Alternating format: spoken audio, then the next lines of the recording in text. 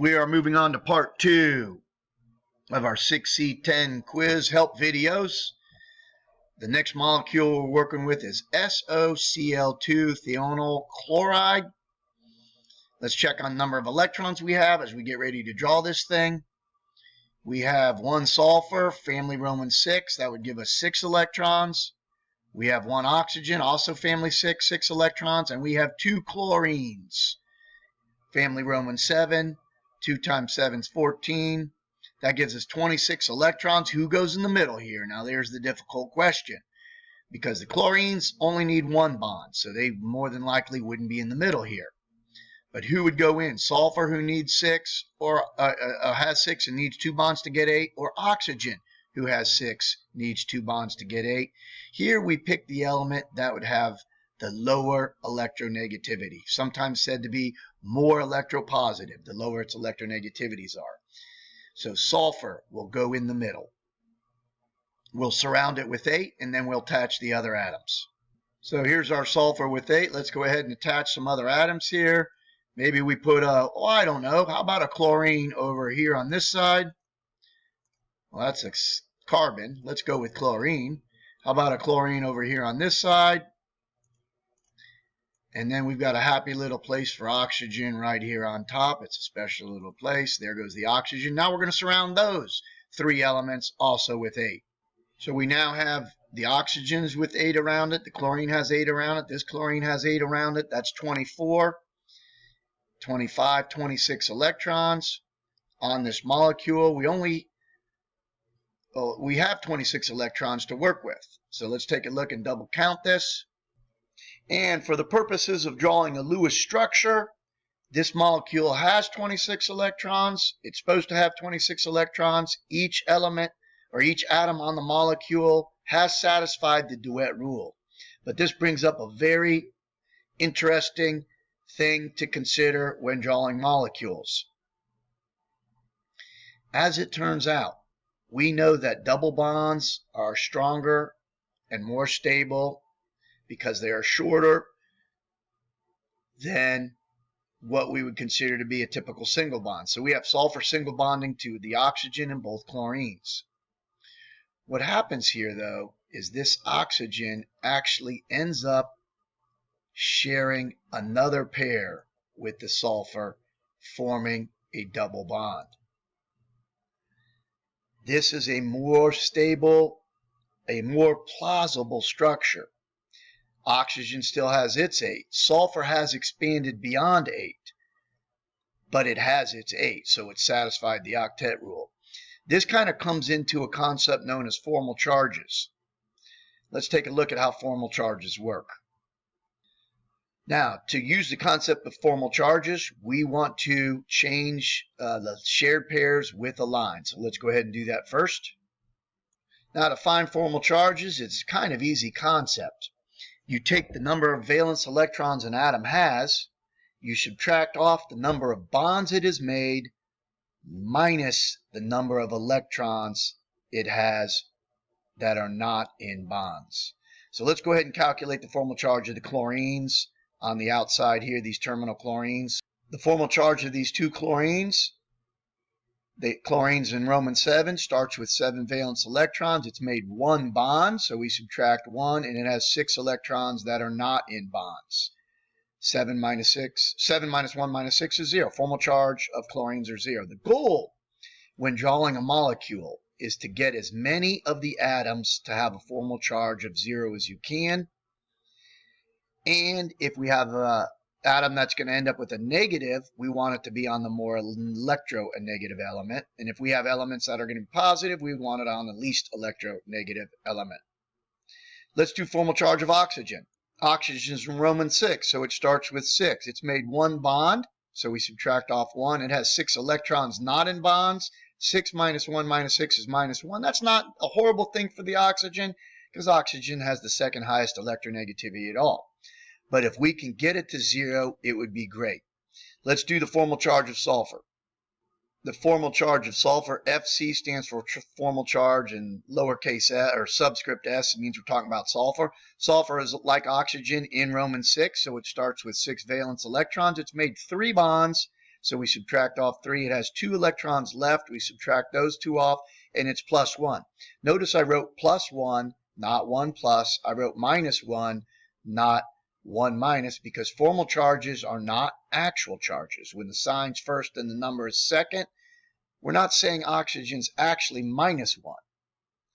That's not what we're saying. Or not actually, yeah, 1 minus. It doesn't have a charge, but in this molecule, it's acting like it's minus 1.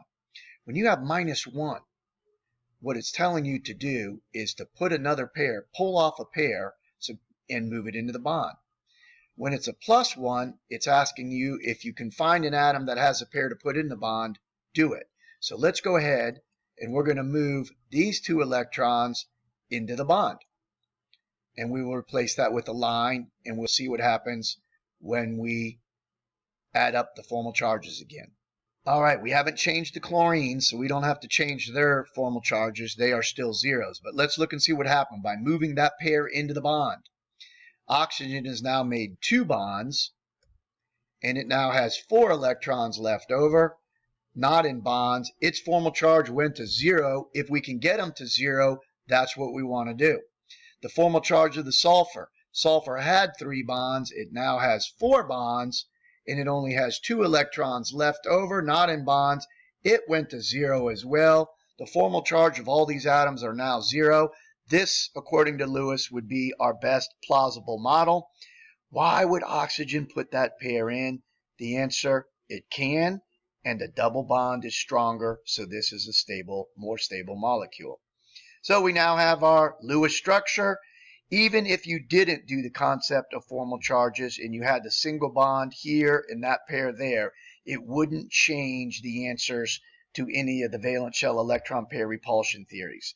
This is just kind of doing the perfect molecule. Let's go ahead and begin analyzing the molecule. All right, we have our molecule right here.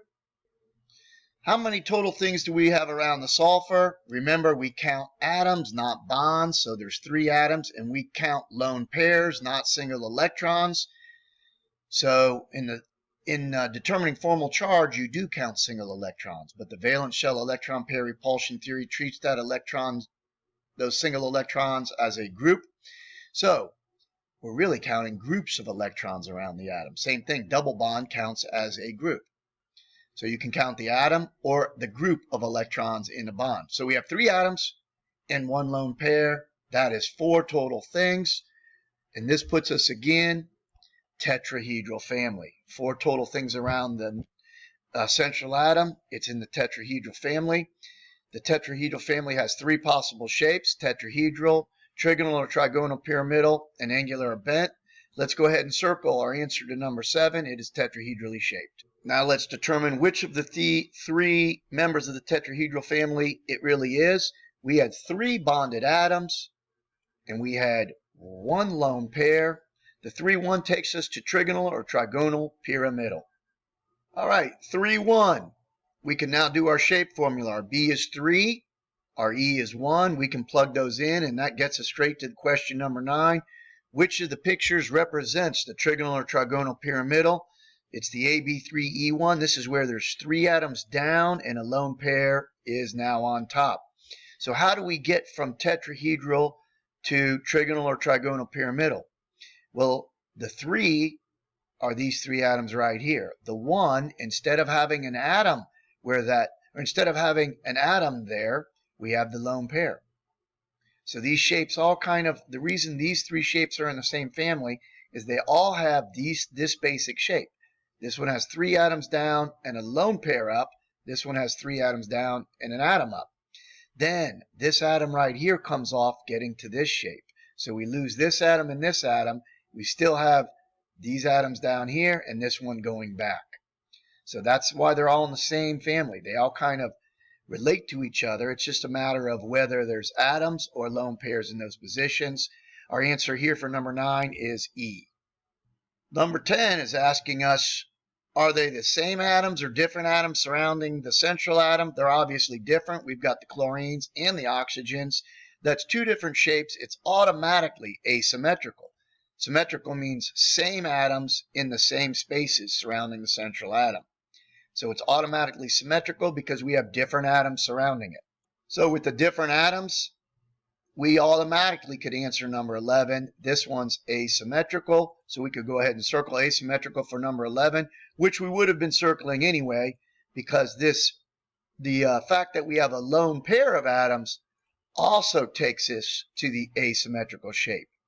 Our E is no longer 0, it is 1. So we come out of here. E is not 0, so we start traveling up the path this way. If it's a 2-3, we would go over into this box. It's not, it's a 3-1. If it was a 4-2, we would go over into the special box. It's not, it's a 3-1. So we continue on up. E is not equal to 0. That would make it asymmetrical. So there's two ways you get asymmetrical. Different atoms, which we have, and a lone pair of electrons on the central atom, which we have.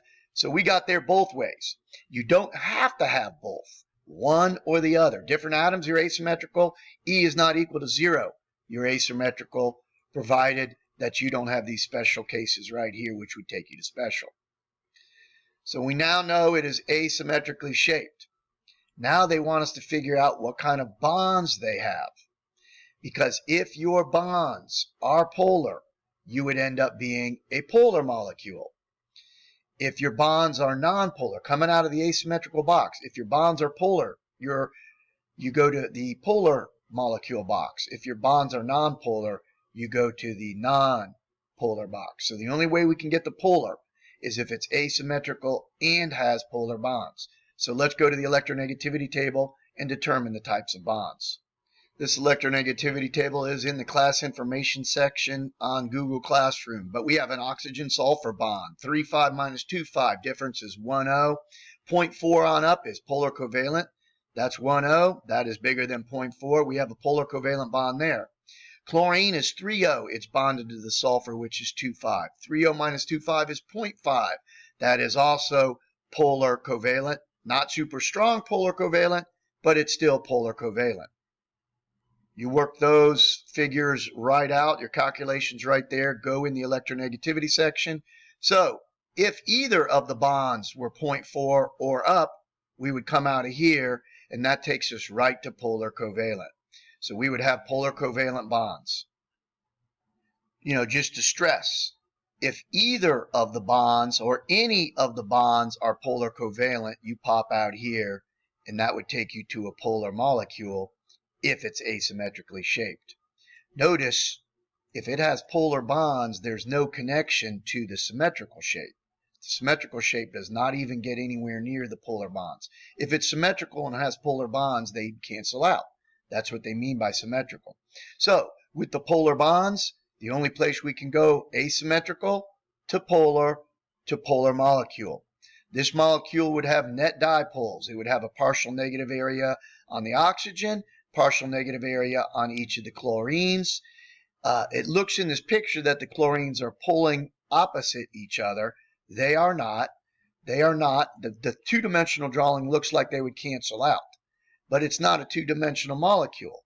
Notice we're this shape. So we'd have a chlorine pulling that way and a chlorine pulling that way.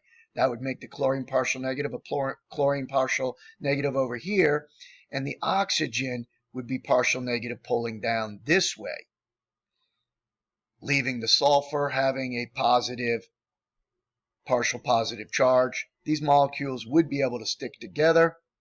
We go ahead and circle polar molecule, and that takes care of part 2. In our next video, we'll move on to part 3. We'll be dealing with CF2S in the next video.